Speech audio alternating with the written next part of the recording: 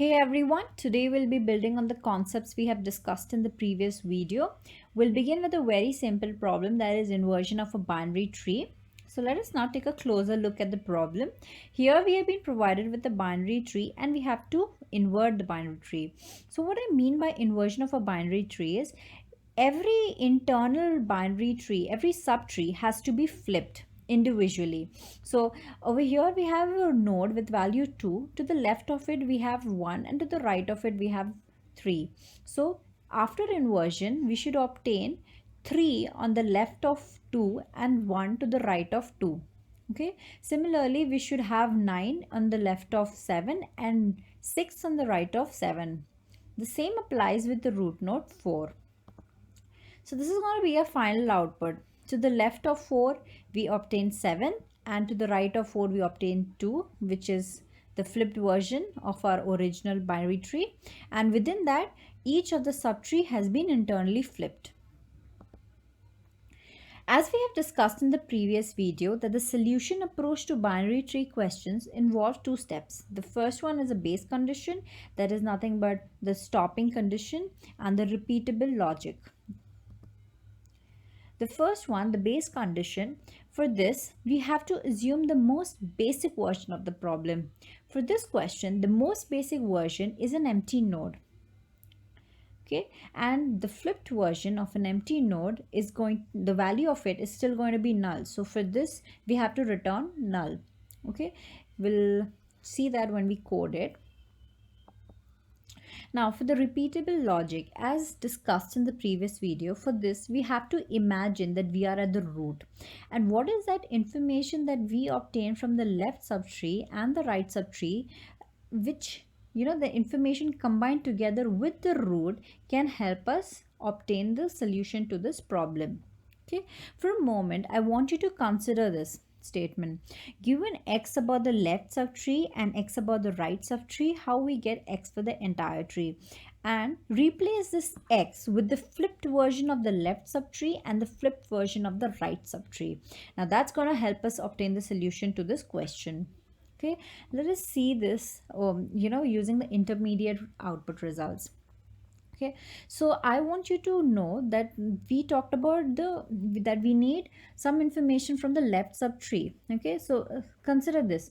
All right, so we have a magical function called invert tree, to which we are going to give the root of left. So we are going to give this subtree to this invert tree function.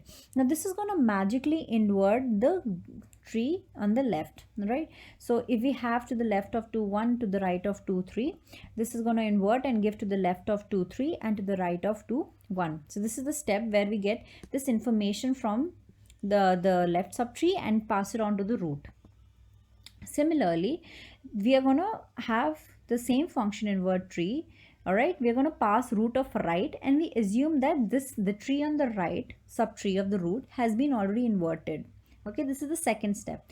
Now we have to use the two information from the left subtree and the right subtree in the previous steps and combine it with the root, since we have to find the solution to our root. So we are placed at the root, right? So we now currently we have to flip the left subtree and the right subtree. We have already the inverted root on the right. Now we should point the left of the root to the right of the inverted subtree that we already have on the right, and the right of root should point to the inverted tree that we have on the left, right? And that's how we're going to get this inverted tree. So the temporary temp r is having the inverted version of the right subtree, so that we are going to make the root of left. So now the root of left, that is the left subtree, is going to have the inverted binary tree on the that was previously there on the right, and the inverted binary tree on the left is going to be the current right subtree of the root. Okay, so moving on, this is the CPP program for inversion of a binary tree. So as we see, this is the base condition, and the remaining over here is the repeatable logic. Now within the repeatable logic, this is the information that we are getting from the right subtree. This is the information we are getting from the left subtree, and we are combining the results from them to invert the left and the right subtree of the root.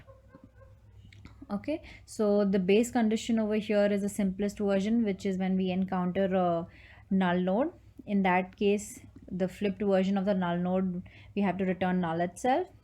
And here we have the magical function where we already get the inverted version of the right subtree of the root, and and then we store it in temp r, and we get the inverted version of the left subtree in temp L. Now, since we have to invert the left and the right of the root, the left of the left subtree of the root will point to the inverted version of the right subtree, and the right of the right subtree of the root will now point to the inverted version of the left. Okay, yep. So thank you so much for watching this video. There'll be many such problems that we'll be looking together using this concept. So please like, share, and subscribe.